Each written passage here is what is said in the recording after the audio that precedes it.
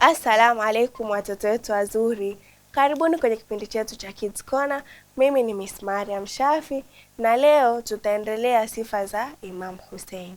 Tunajifunza kutokana na sifa za Imam Hussein, kutokana na kiongozi wetu mtukufu.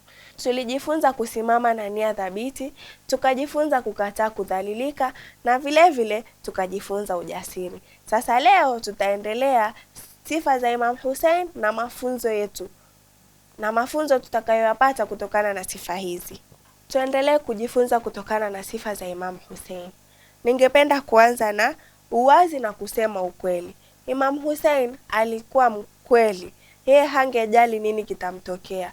Yeye alisimama ukweli na alisimama na maneno yale yale yenye anajua haya ni maneno ya ukweli, hata kama mimi yatanifanya nini? Yatanifanya niwe mnyonge, yatanifanya niuliwe, yatanifanya nichukiwe na watu. Yeye ili mradi amesema ukweli, angesimama na maneno hayo hayo. Yeye aliweka wazi kwamba Yazid ni si kiongozi bora.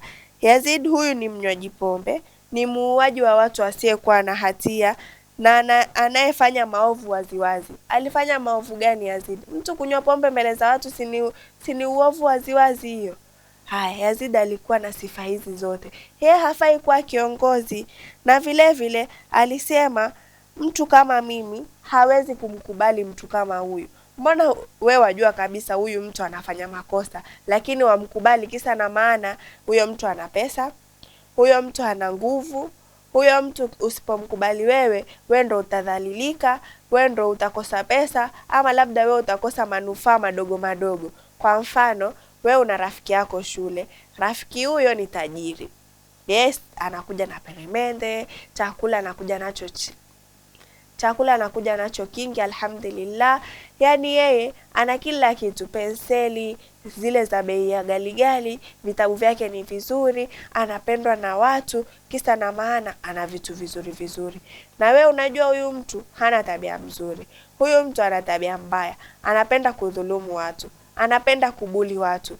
Wewe uende ukamuunge mkono, kisa na maana wajua breki mimi nitapata nini? Nitapata peremende, mimi nitaweza kutumia penseli nzuri kuliko wenzangu.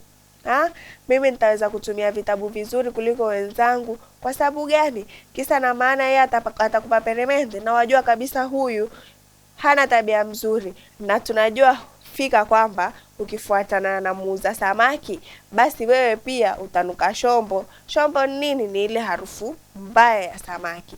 Wewe ukifuatana na muuza samaki lazima huwezi kunukia marashi, kwa sababu yeye kila siku kazi yake ndio hiyo ya kuuza samaki.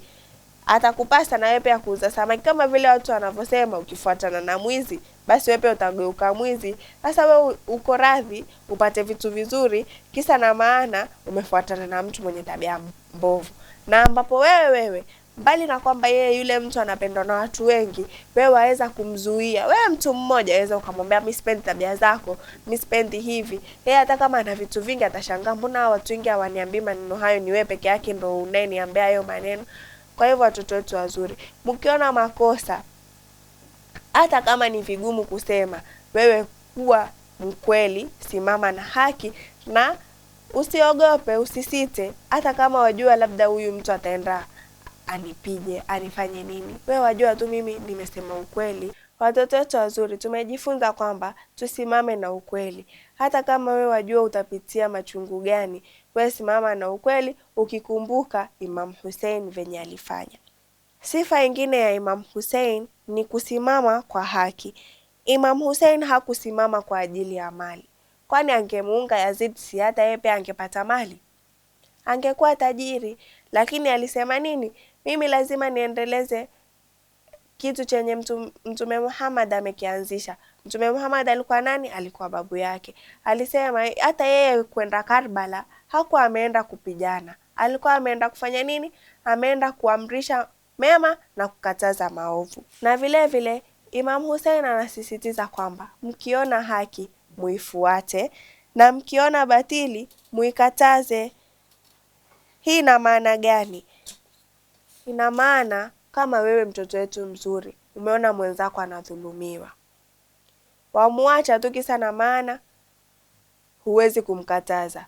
Wewe kataza vyovyote viwalo. Lolote litakalotokea wewe usijali, hata usifikirie. wewe nenda ukajaribu kukataza, ndo kesho na kesho kutwa Mwenyezi Mungu akikuuliza, wewe umeona huyu mtu akidhulumiwa, wajua kabisa dhulma ni mbaya, mbona usienda kukataza? Nenda ukamsaidie. Na sifa ya mwisho kabisa ningependa tujifunze kutokana na sifa za Imam Hussein ni kuwa na subra. Imam Hussein alikuwa ni mtu mwenye subra sana. Na subra si kukaa bila kufanya kitu tu. Subra ni kuendelea kufanya mema hata unapopata shida. Tunajua Imam Hussein katika vita vya Karbala alipata shida nyingi sana. Hakukuwa na maji, hakukuwa na chakula, alipoteza ndugu zake, amepoteza marafiki zake, akapoteza na watoto wake, na vile vile alisimama na msimamo huo huo. Kiasi cha kwamba sisi wote tunajua kwamba alikuwa na uwezo wa kusarenda, lakini yeye alisema hapana, mimi bado nitasimama na nini? Na haki. Hata kama nitauliwa mpaka pumzi yangu ya mwisho, mimi bado nitasimama na haki. Na alhamdulillah, kupitia hapa kipindi chetu cha leo kimeishia hapo, na inshallah tutaendelea kujifunza kutokana na tukio la Karbala na vile vile wahusika wake.